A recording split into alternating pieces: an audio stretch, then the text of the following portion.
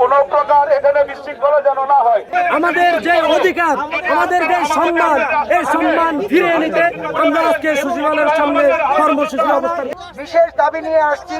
প্রথম দাবি হলো আমাদের ম্যানেজমেন্ট ইনফরমেশন সিস্টেম যেটা MIS, সেটা বন্ধ আছে গত 12 ফেব্রুয়ারি থেকে।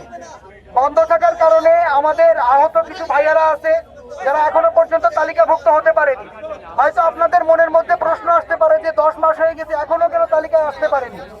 এটার পিছনের প্রধান কারণ হচ্ছে আমাদের স্বাস্থ্য মন্ত্রণালয়ের বিশাল বড় গাফিলতি। তারা সঠিকভাবে তথ্যগুলো পৌঁছাতে পারেনি সবার দ্বারে দ্বারে।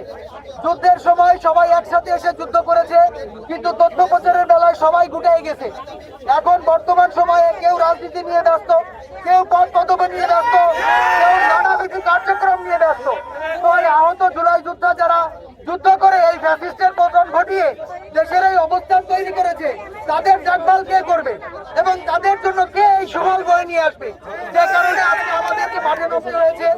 আমরা আমাদের সুষ্ঠু দাবি নিয়ে এসেছি। আমরা সচিবালয়ে যাব এবং আমাদের এই দাবি পূরণ করতে হবে। এই প্রত্যেকটা দাবি আমাদের ন্যায্য।